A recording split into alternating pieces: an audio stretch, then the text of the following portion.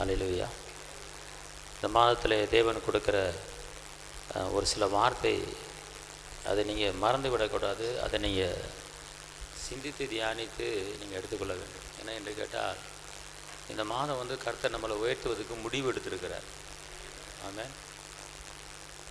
நம்மளை இதுவரை பாதுகாத்தவர், இதுவரை நடத்தினவர். எந்தெந்த காரியத்தை நாம் எதிர்பார்த்து கொண்டிருக்கிறோமோ அந்த காரியத்தை உயர்த்துவதற்கு ஒரு முடிவு எடுத்திருக்கிறார். நம்ம சைடு அது ஒரு சில காரியங்கள் சரியாக இருக்கும்போது அவர் என்ன செய்வார்? உயர்த்த முடிவு எடுத்துருவார். நம்ம சைடு என்ன அப்படின்னு கேட்டிங்கன்னா, நம்முடைய நம்பிக்கை அவர் மேலே வைக்கணும், ஒரு விசுவாசமாக இருக்கணும். அநேக தோல்விகளை நாம் சந்தித்திருக்கலாம், அநேக பணங்களை நாம் இழந்திருக்கலாம், அநேக உற்றார் உறவினர்கள் நண்பர்களை நாம் இழந்திருக்கலாம். ஆனால் என்றென்றைக்கும் நம்மோடு இருக்கிறவர் நம்ம கூட தான் இருக்கிறார். நம்முடைய பிரச்சனை அவருக்கு தெரியாமல் இல்லை, அவருக்கு தெரியும். ஆனால் நம்முடைய எண்ணம் எப்படியோ, நம்முடைய நினைவு எப்படியோ, நம்முடைய சிந்தனை எப்படியோ அப்படித்தான் நம்ம வாழ்க்கை இருக்கும். பார்த்துக்கொள்ளும். கர்த்தர் சொல்றார், உன்னுடைய ஆத்மா வாழ்வது போல நீ எல்லாவற்றிலும் வாழ்ந்து நீ சுகமாக இரு அப்படிங்கிறார். அப்போனா இந்த ஆத்மா வாழணும், நீ சுகமாக வாழணும், அப்படித்தான் தேவன் விரும்புகிறார். ஆனால் நம்ம சைடில் சில குறைபாடுகள் இருப்பதுனால தான் அவர் உயர்த்த முடியல. என்ன குறைபாடு அப்படிங்க கேட்டிங்கன்னா, நம்முடைய இந்த எண்ணத்தையும் இந்த நினைவுகளையும் நம்ம சரியாக நம்ம கொண்டு வந்தோம்னா நம்ம வாழ்க்கை உயர்ந்துடும். சுகத்தை குறித்து சிந்திக்கணும், பலனை குறித்து சிந்திக்கணும், அற்புதங்களை குறித்து சிந்திக்கணும், அதிசயங்களை குறித்து சிந்திக்கணும், நான் ஞானத்துக்குள்ளே இருக்கிறேன் என்கிறத சிந்திக்கணும், என் மீட்பர் உயிரோடு இருக்கிறார் என்பதை சிந்திக்கணும், அவர் என்னை தப்புவிப்பார் என்கிற காரியங்களை குறித்து நாம் சிந்தனை பண்ணி கொண்டே இருக்கும்போது தான் நம்முடைய தேவன் செய்த அந்த வாக்குத்தத்தங்களெல்லாம் நம்முடைய வாழ்க்கையில் நிறைவேறும். கடைசியாக சகோதரரே, அன்பு உள்ளவைகள் எவைகளோ, புண்ணியம் எதுவோ, புகழ் எதுவோ, நற்கீர்த்தி எதுவோ, ஆசீர்வாதம் எதுவோ, அதை மாத்திரம்தான் நீங்கள் சிந்திக்கணும்னு பிலிப்பியர் 4:8 சொல்லுது. அப்போ அவர் சொல்கிறாரு, உன் சிந்தனையை நீ சரி பண்ணிட்டேனா, உன் நினைவை நீ சரி பண்ணிட்டேனா, நான் ஆயத்தம் பண்ணி வச்சிருக்கிற எல்லா ஆசீர்வாதங்களும் உனக்கு என்ன செய்வேன்? நான் கொடுப்பேன் அப்படிங்கிறார். ஏன்னா ஏசப்பா சிலுவையில் ரத்தத்தை சிந்தி ஆபிரகாமின் ஆசீர்வாதத்தை நம்மளுக்கு வாங்கி கொடுத்துட்டாரு. கலாத்தியர் 3:27 ஆபிரகாமுக்கு உண்டான அத்தனை வாக்கு தத்தங்களையும் தேவன் நமக்கு கொடுத்துருக்கிறாரு. அதை நம்ம நினைவு கூறுவது கிடையாது, அதை நாம் சிந்திப்பது கிடையாது. நான் தள்ளப்பட்டிருக்கிறேன், நான் ஒதுக்கப்பட்டிருக்கிறேன், நான் வெறுமையாக்கப்பட்டிருக்கிறேன், என் வாழ்க்கை தரித்திரமாக இருக்குது, தோற்று போன வாழ்க்கையாக இருக்குது, ஏன் இப்படியாச்சு, ஏன் இந்த நிலைமை அப்படிங்கிற காரியத்தை குறித்து தான் நினைக்கிறோம், சிந்திக்கிறோம். ஆனால் நம்முடைய நினைவுகளை என்ன செய்ய வேண்டுமா? ஸ்திரப்படுத்த வேண்டும். நம்முடைய நினைவுகளை பலப்படுத்த வேண்டும். தோற்று போனதாக இருக்கட்டும், இழந்ததாக இருக்கட்டும், ஆனால் பழையவைகள் ஒளிந்து போயின, எல்லாம் புதிதாயின என்று அவர் வாக்கு பண்ணியிருக்கிறார்.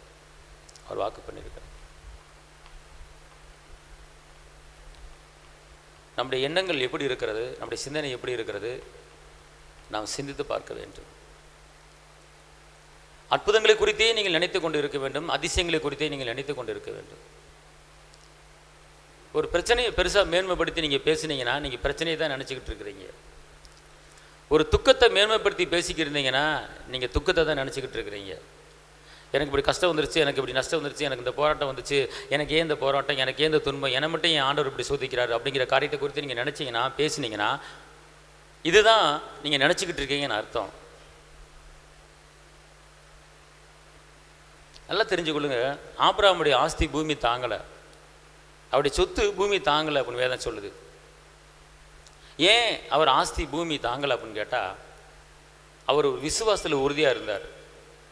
வேதம் சொல்லுகிறது, அவர் சரீரம் செத்து போனதை அவர் எண்ணாதிருந்தார். அப்படின்னு என்ன அர்த்தம்னா, அவர் சரீரம் ஒன்றத்துக்கு யூஸ் இல்லை அப்படிங்கிறத நினைக்காம இருந்தார். அப்போ வேறு எதை நினைச்சாரு அப்படின்னு நீங்கள் கேட்டிங்கன்னா, அவர் வாக்குத்தத்தத்தை மாத்திரம் தான் நினைச்சாரு, வாக்குத்தத்தத்தை மாத்திரம் தான் சிந்திச்சாரு, வாக்குத்தத்தை மாத்திரம் தான் பேசினார்.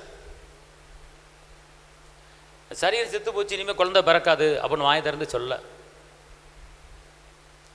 சரீரம் செத்து போச்சு, 100 வயசாச்சு, இனிமேல் குழந்தை பிறக்காது அப்படின்னு வாயை திறந்து சொல்லலை. காரணம், அவர் உன் சந்ததியை பெருகு பண்ணுவேன்னு வாக்கு பண்ணிட்டாரு. கடற்கரை மணலை போல, வானத்து நட்சத்திரங்கள் போல நான் உன் சந்ததியை பெருகு பண்ணி வாக்கு பண்ணிட்டாருன்னா அது சொன்னால் கண்டிப்பாக அது நிறைவேறும் அப்படின்ட்டு அதில் தான் அவர் கண்ணை வச்சார் ஒழிஞ்சு, அதில் தான் அவர் ஃபோக்கஸ் பண்ணார் ஒழிஞ்சு, அதில் தான் அவர் பார்த்தார் ஒழிஞ்சு, மற்றபடி சரீரத்துக்குள்ள உறுப்புகள் பழுதாகி விட்டன, இனிமேல் வராது, இனிமேல் பிறக்காது அப்படின்னு அவர் சொல்லவே கிடையாது. அதை அவர் நினைக்கவே இல்லை.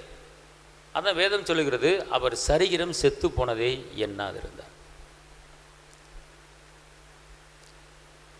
இப்போ உங்களுக்கு வர வேண்டிய இடத்துல சில ஆசீர்வாதம் வராமல் சுத்தம் முடிஞ்சு போச்சு, அது இனிமேல் வராது, இனிமேல் அது கிடைக்காது அப்படின்னு நீங்கள் நினைக்கக்கூடாது, நீங்கள் பேசக்கூடாது. 100 வயசில் பிள்ளையை கொடுத்து அற்புதம் பண்ணவர் நம்ம வாழ்க்கையில் அற்புதம் செய்ய மாட்டாரா? ஏன் அற்புதம் நடக்கலை, ஏன் அதிசயம் நடக்கலை அப்படின்னு கேட்டால், காலையில் விடிஞ்சிருந்து சாயங்காலம் வரைக்கும் எந்த துக்கமான காரியத்தை குறித்து நீங்கள் நினைக்கக்கூடாது, பேசக்கூடாது. ஒரு முதுகு வலி வந்துருச்சா, ஐயோ முதுகு வலி வந்துருச்சு, ஒருவேளை பெரிய ஒரு ஆபத்தாக இருக்குமோ, ஆஸ்பத்திரி போண்டு வந்துடுமோ அப்படின்னு நீங்கள் நினைக்கக்கூடாது.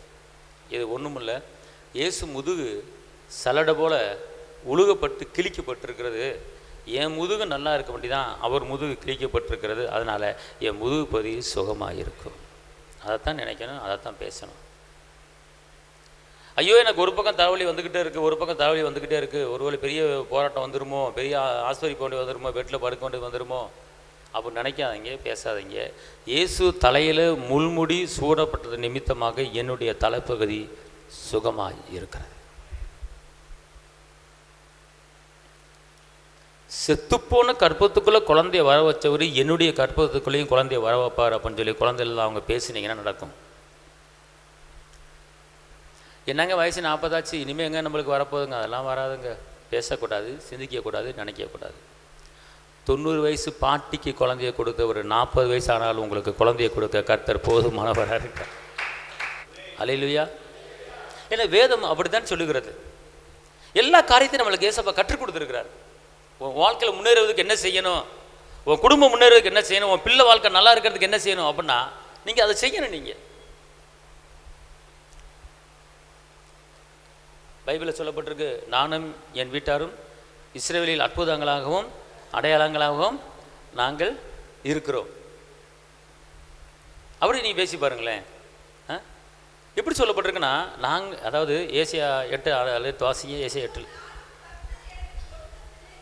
சொல்லுங்க. இதோ நானும் கர்த்தர் எனக்கு கொடுத்த பிள்ளைகளும் சீயோன் பர்வதத்திலே வாசமாய் இருக்கிற சேனைகளின் கர்த்தராலே இஸ்ரவேலில் அடையாளங்களாகவும் அற்புதங்களாகவும் இருக்கிறோம். பார்த்தீங்களா எப்படி இருக்கணுமா? நீங்களும் உங்கள் குடும்பமும் உங்கள் கணவரும் உங்கள் மனைவியும் உங்கள் பிள்ளைகளும் அற்புதங்களாக இருக்கிறோம், அதிசயங்களாக இருக்கிறோம், வெற்றியாக இருக்கிறோம், விடுதலையாக இருக்கிறோம். அப்படி தான் இருக்கணும்னு சொல்லுது வேதம்.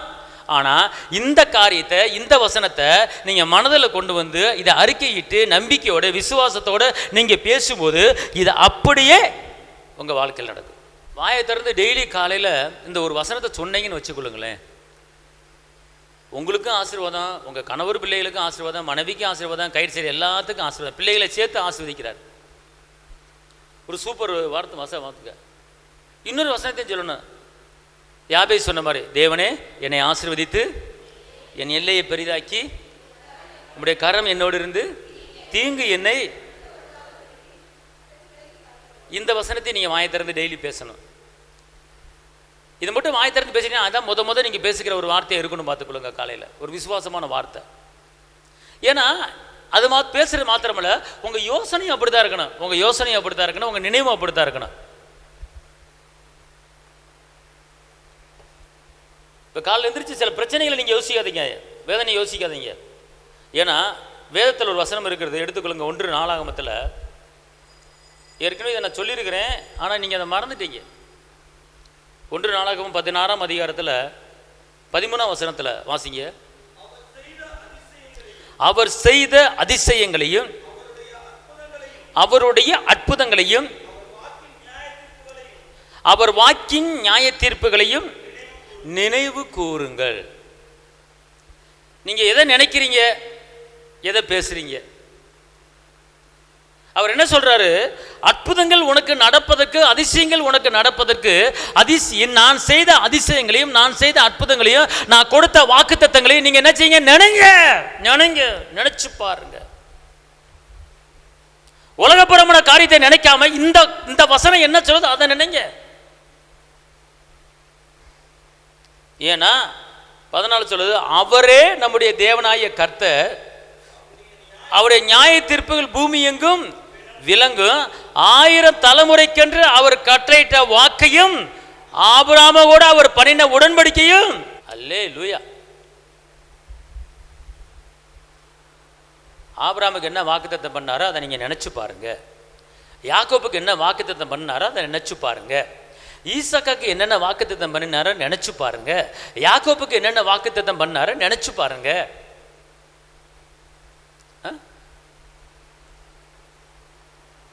அதை யாக்கோபுக்கும் பிரமாணமாகவும் இஸ்ரவேலுக்கு நித்திய உடன்படிக்கையாகவும் உறுதிப்படுத்தி, உங்கள் சுதந்திர பாகமாக கானான் தேசத்தை உனக்கு தருவேன் என்றார். அவர் கானான் தேசத்தை உனக்கு நான் என்ன செய்ய போறேன்? தருவேன். ஒரு காரியத்தை நீங்க தெரிஞ்சு கொள்ளுங்க. காலையிலிருந்து சாயங்காலம் வரைக்கும் அவர் செய்த அற்புதங்களை நினச்சிக்கிட்டே இருங்க. 5 அப்பத்தையும் 2 மீனையும் பெருகு பண்ணினாரு. அதே போல என் வாழ்க்கையில் ஒரு பெருக்கம் உண்டாக போகுது. 10 குஷ்டரோகிகளை குணமாக்கினவர், 4 நாள் இறந்து கிடந்த லாசருவை உயிரோடு எழுப்பினவர், 12 சிறுமியை உயிரோடு எழுப்பினவர், பர்தியமையை பெருவே குருடனுக்கு பார்வை கொடுத்தவர், இளம் வாலிபனை உயிரோடு எழுப்பினவர், செவிட்டு ஊமையை பேச வைத்தவர், அவ்வளவு பெரிய அற்புதங்கள் செய்தவர், என்னுடைய சரீரத்தில் ஒரு சுகமளிக்க வல்லமையை கொடுத்து எந்த விளைவினை என்னை தாக்காத அளவுக்கு என்னை பாதுகாக்கிற இயேசுனுடைய வல்லமை எனக்குள்ளே இருக்கிறது. அப்படிப்பட்ட ஒரு அற்புதமான அதிசயமான காரியம் என் சரீரத்தில் உண்டாயிருக்கிறது. என் உறுப்புக்கள் புதுப்பிக்கப்பட்டிருக்கிறது. அப்படி சிந்தித்து பாருங்கள், அப்படி பேசி பாருங்கள், அப்படி சிந்தியுங்கள், அப்படி பேசுங்கள். என்ன வசனம் சொல்லுது? அவர் செய்த அதிசயங்களையும் அவருடைய அற்புதங்களையும் அவர் வாக்கிய நியாய தீர்ப்புகளை நினைவு கூறுங்கள். அதான் ஏசியாவில் சொல்லப்பட்டிருக்கு, என் கையின் கிரிகளை குறித்து எனக்கு கட்டளையிடுங்கள். என் கையின் கிரிகளை குறித்து எனக்கு கட்டளையிடுங்கள். எனக்கு நீ கட்டளை போடு, நான் என்னென்ன அற்புதம் பண்ணியிருக்கிறேன் சொல்லு, வாயை திறந்து.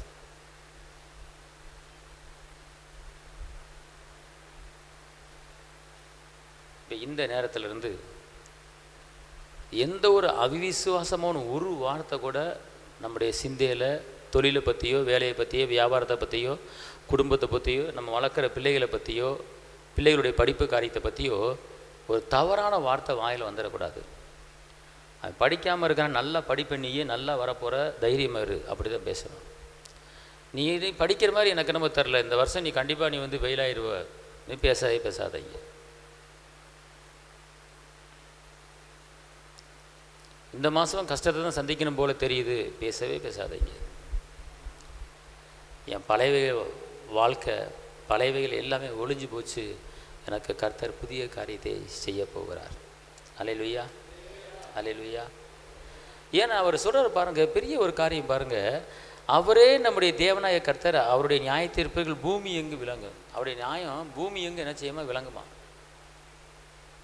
அதாவது பூமி எங்கு விளங்கப்போனா அவர் சொன்ன வார்த்தை பூமியில் நடக்கும் அப்படிங்கிறார். ஏசப்பா பூமியில் தானே அற்புதம் பண்ணாரு. பரலோகத்தில் தேவதூதருக்கு மத்தியில் அற்புதம் பண்ணாரு. அங்கே யார் இருக்கா? பரலோகத்தில் தேவன் தான் இருக்கிறாரு. அங்கே நீதியின் சூரியன். அப்போ ஏசப்பா பூமியில் தான் அதிசயம் பண்ணார். அப்போ நம்ம பூமியில் தான் வாழ்கிறோம். அப்போ நம்ம வாழ்க்கையில் அதிசயம் நடக்கணுமா வேணாமா? நம்ம குடும்பத்தில் அதிசயம் நடக்கணுமா வேணாமா? ஒரு தீர்மானம் எடுக்கணும். அதிசயத்தை கண்டிப்பாக நம்பரில் பார்ப்பேன். எனக்கு சொல்கிறாரு, உன்னை அதிசயங்களை காண பண்ணுவேன். உன் அதிசயங்களை உன் கண்ணு பார்க்கும். ஏன் நம்ம வாழ்க்கையில் வந்து ஒரு அதிசயம் நடக்கலன்னா, நம்ம ஒரு ஏனதானமான ஒரு வாழ்க்கை வாழ்ந்துக்கிட்டு இருக்கோம். ஒரு தீவிரமான ஒரு வாழ்க்கை வாழணும். நான் சாதிப்பேன் அப்படிங்கிற வாழ்க்கை வாழணும். எப்படியாவது இந்த காரியத்தை நான் செஞ்சு முடிப்பேன் அப்படிங்கிற ஒரு தீர்மானம் எடுக்கணும். மதப்பான வாழ்க்கை வாழக்கூடாது. சோம்பேறியான வாழ்க்கை வாழக்கூடாது. அதாவது ஒரு தீர்மானம் எடுக்கணும்.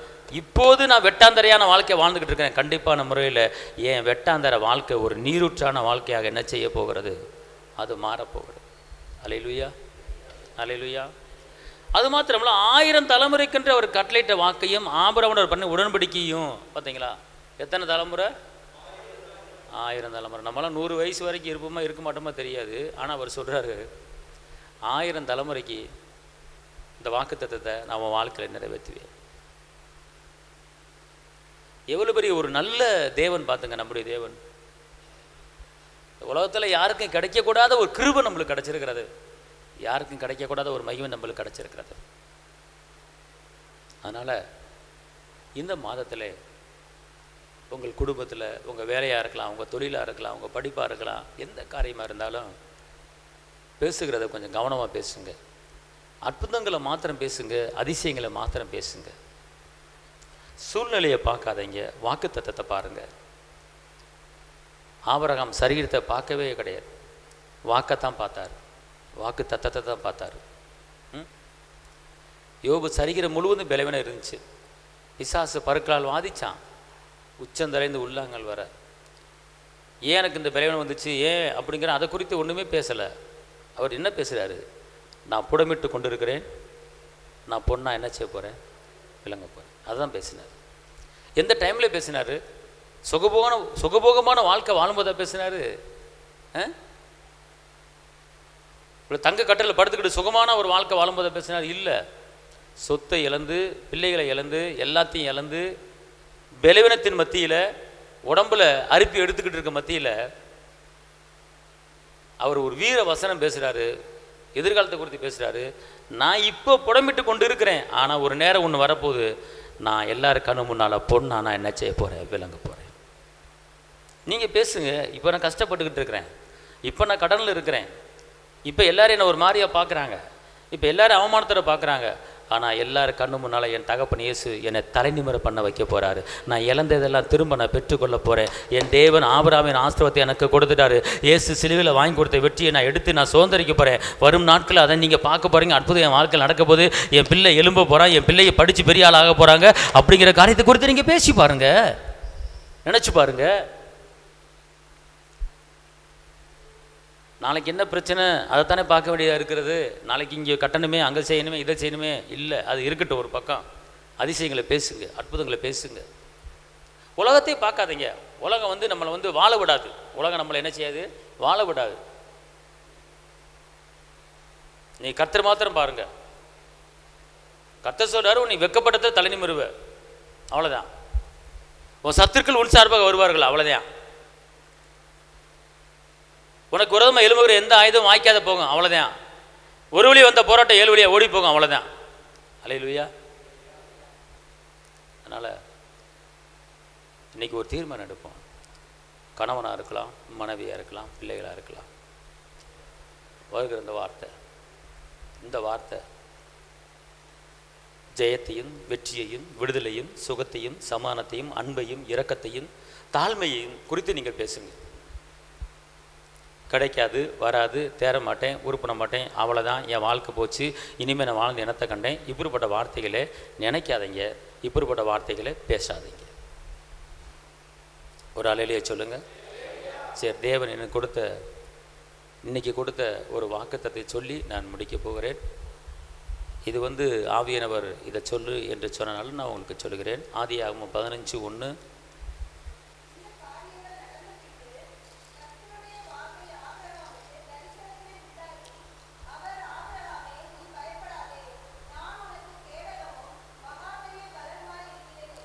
இன்னைக்கு கர்த்தருடைய ஆவியானவர் நம்மளை பார்த்து சொல்கிறாரு, இப்போ அந்த ஆபிரகாமே அப்படிங்கிற இடத்துல உங்கள் பேரை வச்சுக்கோங்க. ஆபிரகாமே என்கிற இடத்துல உங்கள் பேரை வச்சுக்கோங்க. நீ பயப்படாதே, நான் உனக்கு கேடகமும் உனக்கு மகா பெரிய பலனுமா இருக்கிறேன். இப்போ நான் வாசிக்கிறேன். ஜீவாவே, நீ பயப்படாதே, நான் உனக்கு கேடகமும் நான் உனக்கு மகா பெரிய பலனுமாய் இருக்கிறேன். எங்க நீங்கள் வாசிங்க பார்ப்போம். அவரவர்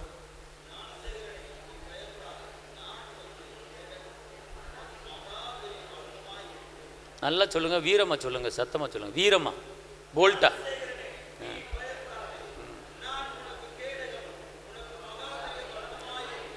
ஒரு ஆளு குரலில் தான் காதில் விழுகுது என் காதில். நான் ஏன் உங்களை சொல்ல வைக்கிறேன்னு கேட்டால், நீங்கள் சொல்லிட்டீங்கன்னா இந்த வாக்குத்தத்தம் உங்களுக்கு நடக்க போகுது. அல்லேலூயா. ஏன்னா உன் வாயை விரிவாக தர நன்மையில் என்ன செய்ய போகிறேன், நிரப்ப போகிறேன். நீங்கள் வாயை திறந்து இந்த வாக்குத்தத்தத்தை உங்களுக்கு நீங்கள் உரிமையாக்கி கொள்ளணும். கர்த்தர் எனக்கு சொல்லியிருக்கிறாரு, நீ பயப்படாதே, நான் உனக்கு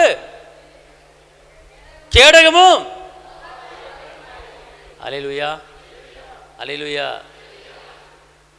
கர்த்தர் சொல்கிறாரு, அவர் வாக்கு பண்ணிட்டாருன்னா, இதுவரை நீ பல தோல்வியில் கீழே விழுந்திருக்கலாம், அடிபட்டிருக்கலாம், அது போட்ட விட்டுரு. நான் இனிமே கேடகம்னு என்ன அர்த்தம்? உங்கள் மேலே விழக்கூடிய ஆபத்தை அவர் தடுத்து நிப்பாட்டுறதுக்கு பேர் என்னது? கேடகம். அவர் சொல்லிட்டாரு, உன் மேலே இனிமே என் அனுமதி இல்லாமல் எந்த ஒரு அடி விழுகாது, எந்த ஒரு காயம் ஏற்படாது. நான் உனக்கு கேடகமாக என்ன செய்கிறேன், இருக்கிறேன். ஆமென். உனக்கு நான் பாதுகாப்பு கொடுக்குறேன். உனக்கு என்ன செய்ய போகிறேன்? பாதுகாப்பு கொடுக்குறேன். அது மாத்திரமில்ல, உனக்கு பலன் இல்லாமல் நீ குன்றி போய் நீ சோர்ந்து போய் இருக்கலாம், நான் உனக்கு மகா பெரிய பலனுமாக என்ன செய்கிறேன், இருக்கிறேன். அல்லேலூயா. மகா பெரிய பலனுமாக இருக்கிறேன் அப்படிங்கிற இதான் தேவன் கொடுக்குற வாக்குத்தத்தம். நல்லா தெரிஞ்சு கொடுங்க. அந்த கேடகம் அப்படின்னா பல வெரைட்டிஸ் இருக்குது. கேடகங்கிறது ஒரு ஒரு ஒரு காலேஜ் சொல்ல சங்கீதம் 18:35, சங்கீதம் 18:35.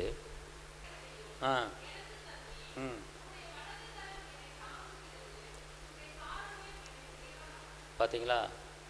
ரட்சிப்பின் கேடகம். அப்புறம் என்ன அர்த்தம்? கேடகங்கிறது என்னன்னு கேட்டிங்கன்னா, ஒன்று பாதுகாப்பு கொடுக்குது, ரெண்டாவது பார்த்துக்கொள்ளுங்க, ஒன்று ரட்சிப்புக்குள்ளே கொண்டு வருகிறது.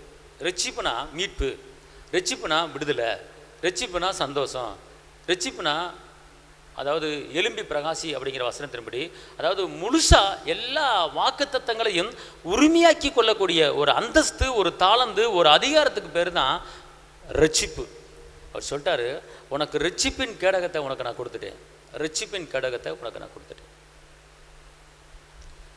அதாவது முழு ஃப்ரீடம், அதாவது நீ முழு சுதந்திரம் உனக்கு நான் கொடுத்துட்டேன். நான் உனக்கு என்னென்ன சொல்கிறேன் செய்கிறேன் சொன்னா அதை பூரா நீ என்ன செய்ய, உரிமையாக்கிக்க அப்படிங்கிறார். உன்னை ஆசீர்வதித்து உன்னை பிறகு பண்ணுவேன்னு வாக்கு பண்ணிட்டேன்னா அதை நீ உரிமையாக்கிக்கோ. அதுக்கு பேர் தான் ரட்சிப்பு. நீ பிள்ளை, என் பிள்ளை, தகுதியானவன், நீ தகுதி உள்ளவன், நீ ஆசீர்வாதங்களை பெற்றுக்கொள்ள தகுதி உள்ளவன். நீ உலகத்தன் கிடையாது, நீ இயேசுவின் பிள்ளை, நீ பரலோகத்தின் பிள்ளை, பூமிக்குரியவன் இல்லை, நீ பரலோகத்தின் பிரஜை. அதுதான் ரட்சிப்பின் கேடகம். அப்ப நீங்கள் நானும் ஒரு சாதாரண ஆளு கிடையாது என்பதை நீங்கள் மைண்ட்ல உணரணும். அந்த எண்ணத்துக்கு வரணும். உங்க நடையில ஒரு வித்தியாசம் தெரியணும், உங்க முகத்துல ஒரு வித்தியாசம் தெரியணும், உங்க பார்வையில் வித்தியாசம் தெரியணும். நான் பூமிக்கு உரியவன் இல்லப்பா, எனக்கு ஆண்டவர் ஏசப்பா அங்க ஒரு இடத்த ஆயத்தம் பண்ணி வச்சிருக்கிறாரு அப்படிங்கிற ஒரு தெனாவட்டு, ஒரு தெம்பு, அதான் ஒரு ரட்சிப்பு, அதுதான் ஒரு மீட்பு.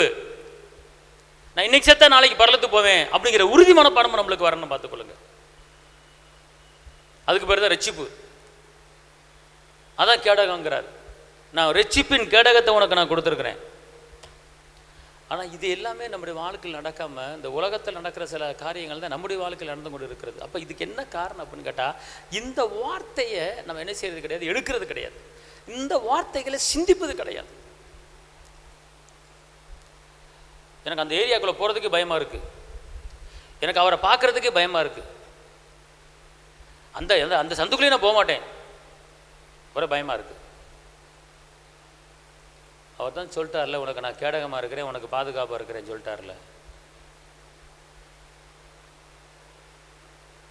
நம்ம மேலே, அதாவது உன்னை தொடுகிறவன் என் கண்ணின் மணியை தொடுகிறான், என் அனுமதி இல்லாமல் உன் தலையில் ஒரு முடி கூட கீழே விழாது.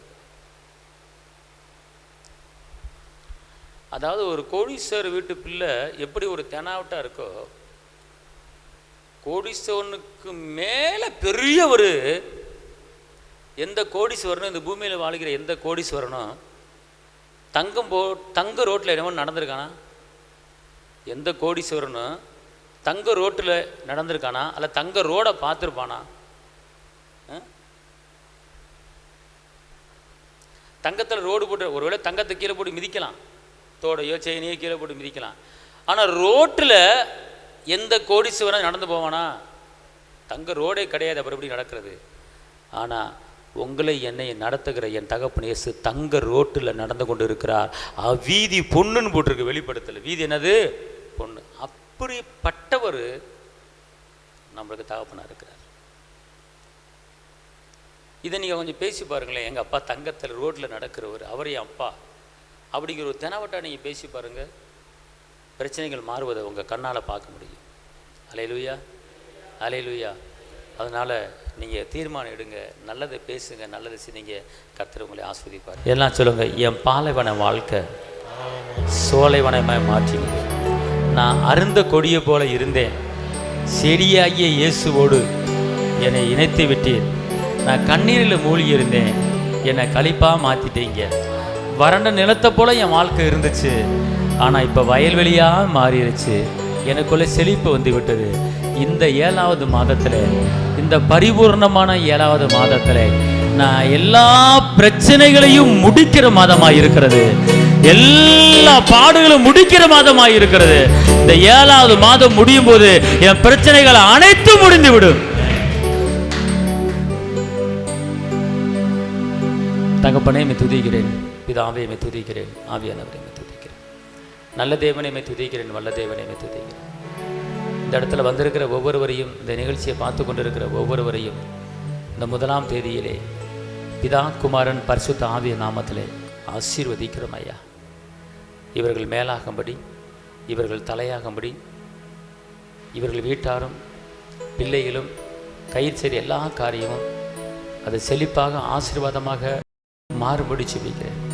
ஆபிரகாமின் ஆசீர்வாதங்கள், ஈசாக்கின் ஆசீர்வாதங்கள், யாக்கோப்பின் ஆசீர்வாதங்கள் இந்த குடும்பங்களிலே தங்கட்டும் அப்பா.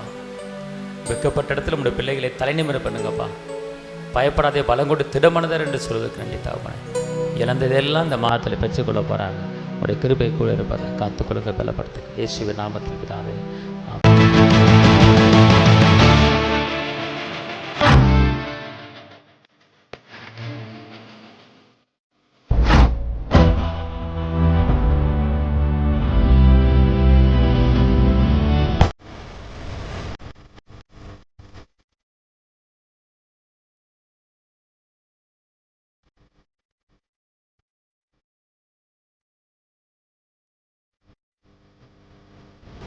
உங்கள் வாழ்க்கையில் போராட்டமா, கண்ணீரா, வேதனையா? இயேசு உங்களுக்கு அற்புதம் செய்வார். எங்களோடு இணைந்து கர்த்தரை ஆராதிக்க உங்களை அன்புடன் அழைக்கிறோம்.